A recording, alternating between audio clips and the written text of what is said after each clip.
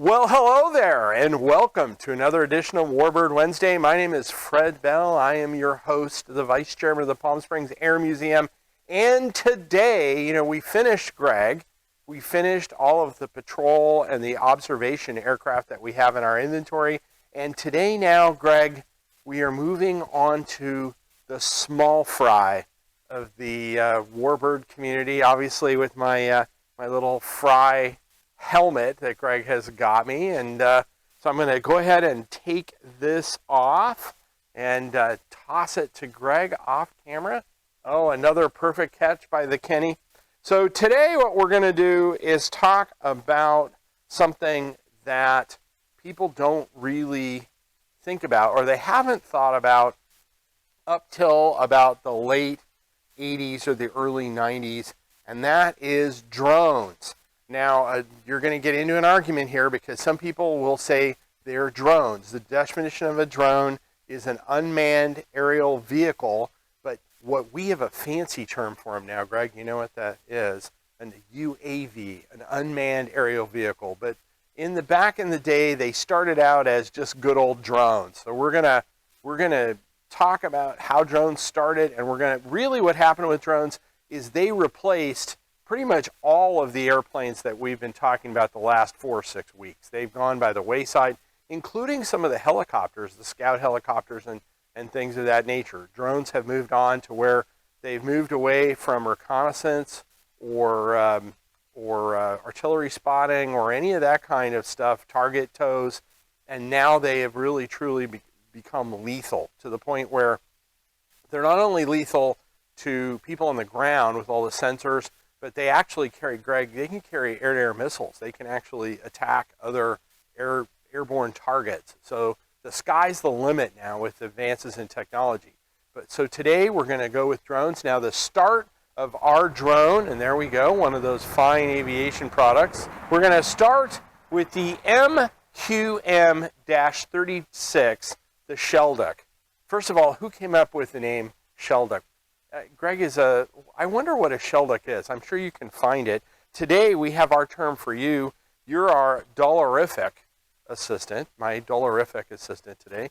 But somebody came up with the MQM-36 Shelduck. Now, the MQM-36 looks fairly rudimentary until you think about where it came from. Greg, we're going to jump in the Wayback Machine and jump all the way back to the mid-1850s where this all started. Greg is going, Fred, you've just gone completely off the page. Greg, that's where it started, and that was where it started with the Austrians. They were attacking the city of Venice, and what they did was they put munitions in balloons. They put explosive in balloons, and they floated them over the city. Now, what happened there was, it was a great idea. In practicality, because of the way the wind was blowing, the Austrians got more of the explosives than the Venetians did, the people in Venice, so it didn't work very well. But that is really, in the 1850s, the first kind of documented use of a unmanned aerial vehicle to deliver a munition, if you can believe that. Now, Greg, I have this Wright brothers airplane here for a reason, because the next step in drone technology was with the Ruston Proctor drone. That was a British drone. That was 16 years after the Wright brothers flew at Kitty Hawk. We already were experimenting with unmanned aerial vehicles. It was actually successful. It could carry a warhead, but they had a lot of teething problems, and it ultimately went by the wayside. Now, the next step of that was the Hewitt-Sperry automatic airplane. Some interesting names here, but the Houston-Sperry was the next step. That was in 1919. Now, that was an American design. A lot of common people here. Greg, did you know that the Ruston Proctor drone, I'm going to get this one right, was actually based on a design from Nikola Tesla? So he was involved in this. There's a lot of these folks that just, when we talk about like what we fly today and what we operate today, we have to remember that there's all these little building blocks like Legos that build up into what we have. And we seem to think that technology started in our recent memory. The reality is the drone, the UAV, if you want to call it, started at the end of World War I. If that's not amazing, that they were already experimenting with radio-controlled or remote-controlled unmanned drones at that time. So the Sperry drone was actually very successful and carried a warhead, and it spawned something else from Reginald Denny in 1919, Greg, and that was the Radio Plane Company. Now, the Radio Plane Company is the forerunner and actually built the MQM-36, which actually first flew in 1947, if you can believe that. But Radio Plane got into this business and started playing around with, they were thinking about, could they deliver a payload? They were thinking about target drones, aerial drones that you could shoot at. And they were also thinking about a torpedo. So Radio Plane started with that, and they started messing around with this stuff. Now, what they did, which is interesting about this, is there were advancements in drone technology all the way up to the start of World War II. Now, the guy who is credited with over-the-horizon technology or non-line of sight. Remember, we think about like the radio control airplanes that we operate today, you have to be able to see them. And if they get out to a certain point, you can't operate them anymore. Well, there was a guy by the name of Edward Sorensen who actually came up with the ability to operate these types of drones. This is in the early 40s. Came up with the ability to operate these drones with relays.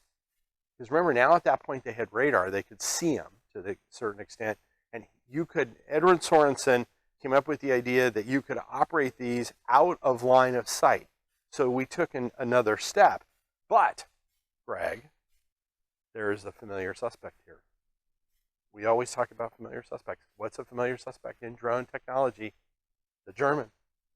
The Germans came up with really two things that were game changers. One of them was the Fritz X design.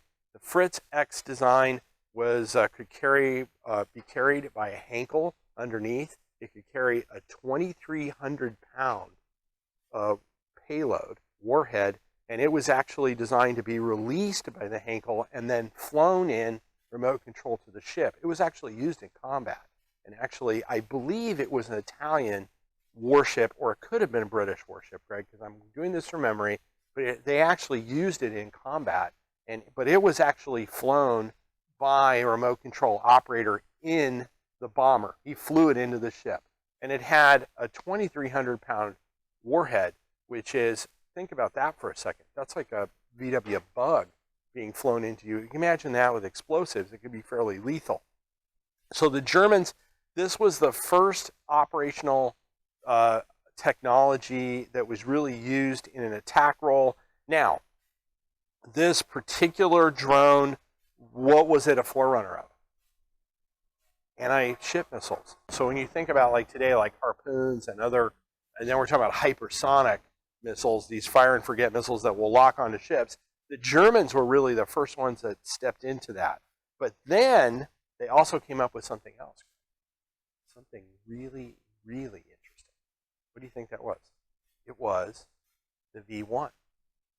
We don't think about the V1 as an unmanned aerial vehicle in the true sense, but it really was. It was run by gyros.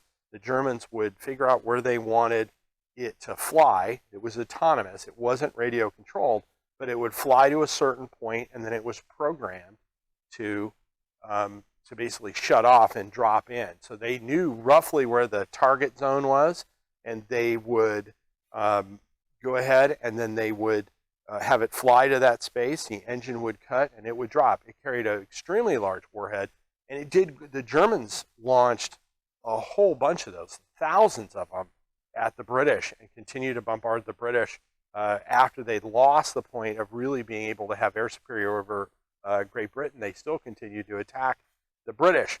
Now, the Fred, fun fact about that is that we have an airplane in our collection, Greg, that has a V1 kill. You know which one it is? We've already done an episode on it. It's our Spitfire, has a V1 kill. So, Greg, what I want to do now is I want to get into my stage 2. Now, after last week, and I don't want to call that a poisoning incident. That was more of a, that was just disgusting. Probably the most disgusting drink, Greg, you've ever given me in ranch dressing soda. And I have looked at your soda cache, Greg. I have actually snuck in and looked. The deal is I wear the hat and I drink the soda, which is what we call a stage 2. But I've looked at some of them, and folks, there actually may be combat pay coming up for some of the stuff that he's got hiding in there. So today we are at Jones Cane Sugar Soda. Again, they don't screw around. It's a lot of sugar. This is a fufu berry soda. Fufu berry soda. Let's see. I don't see a sell by date. 140 calories, so it's not that bad. Now, the nice thing about this one, Greg, is what does it have? I don't have to use the magnetic, non-magnetic can opener. This has a twist top. Ooh, actual little carbonation there. Now, what I want to salute today is Reginald Denny, all of the folks, Edward Sorensen, Nikola Tesla, all the people that, again, created all this fantastic technology. We think that it just came about in our memory, right, within the last 15 or 20 years. The reality of this is right after the Wright brothers, they were already working on unmanned aerial vehicles. And actually, the Austrian army was working on it in the middle 1850s, 1800s. So here we go.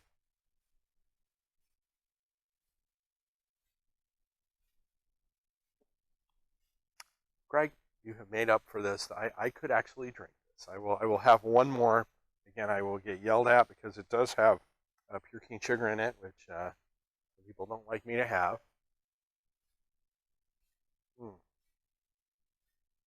All right, Greg. I will give you a redemption mark there. You have redeemed yourself this week after the horrible palate assault that I suffered last week. It took me about 3 days to get that taste out of my mouth. So let's talk a little bit about the MQM-36. First flew in 1947, so after World War II, primarily a target drone. It was used for aerial gunnery practice and things of that nature. It's not very big. It flew with that little McCulloch engine.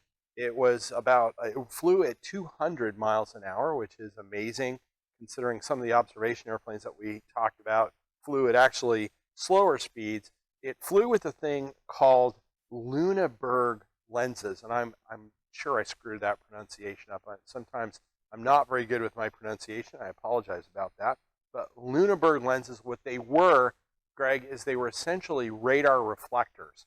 So the airplane, depending on what they wanted to simulate, they could get the drone on radar to have a much bigger radar signature of an aircraft that they were either trying to shoot at or train against. It did not have offensive capability. It couldn't shoot back. It didn't really have any kind of a reconnaissance role, but it was produced in the thousands, and it was used extensively by a number of different operators. It could be launched either by a rocket assist or like a steam catapult type assist that we've seen. You know, I'm going to date myself. You know what it really reminds me of? And Greg, I don't know if you had one of these, but when I was a kid, we would get the testers models, and you would have the things, and you'd turn in a circle, and you'd have the tester remote control airplane. It really, for some reason or another, it reminds me of one of those. And I'd always bug my mother to have one of those.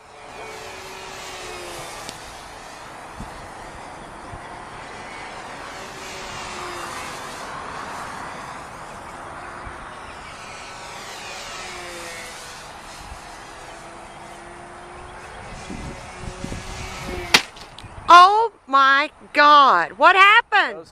One flight, like this, straight into the ground, and it was utterly destroyed. But it was fun starting it as long as you didn't cut your hand off with the propeller and everything else. Back in those days, you could actually play with gasoline-powered engines. It wouldn't let us do that anymore. But it kind of reminds me of one of those things. But it was primarily for a gunnery role. Now, Radio Plane lasted as an independent company up until 1952 when it was absorbed into Northrop. This particular drone is interesting. There's not a lot of these in museums, which is kind of surprising. This one was restored and came to us. It was the history on this one. It was found at the bottom of a lake and brought up and restored from the bottom of a lake. But it was a product of that whole Edward Sorensen line of sight thing. Radio Plane went on with Northrop, continued to play with drones as another group of companies did.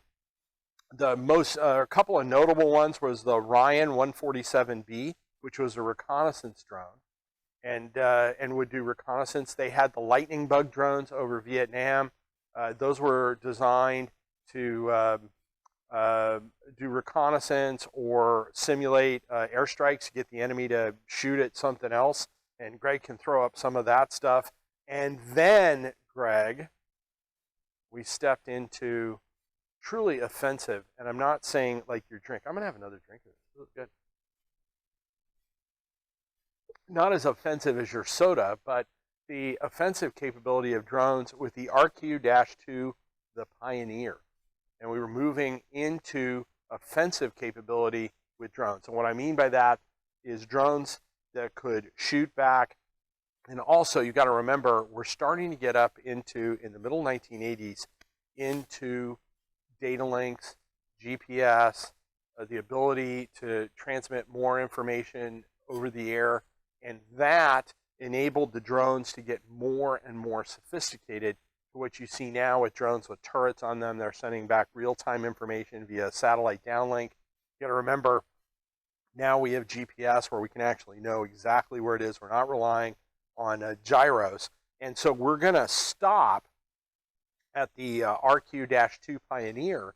And then next week, Greg, we are going to open the casket, as it were. And that's the code name for probably one of the, where it lives, or it gets shipped, one of the most well-known drones. Now they've become unmanned aerial vehicles, UAVs.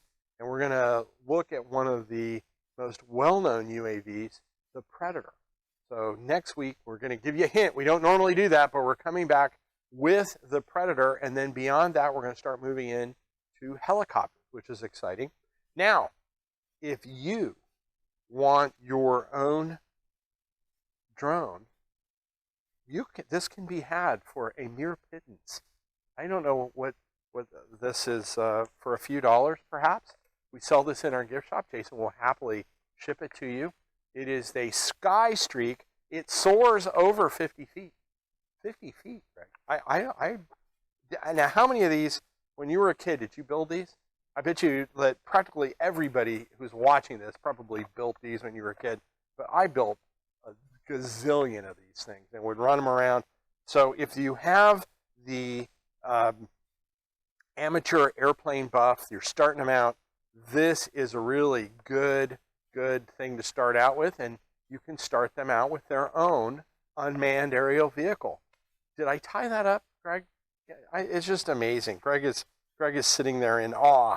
But go out to our website. You can pick that up. Jason will happily send you one of those. And I am going to wrap things up now. What I want to say first is thank you for everybody that has subscribed to us. Forward on to people who might be an aviation aficionado. Subscribe to the channel if you're on YouTube. Like us on YouTube. Like us on Facebook. Remember, we cannot do this and do the types of things we're doing as far as restoration without your donation. So go out to the donation page and smack that donation button. We appreciate that. My name is Fred Bell. I am the Vice Chairman of the Palm Springs Air Museum. Thanks for joining us. Have a great day.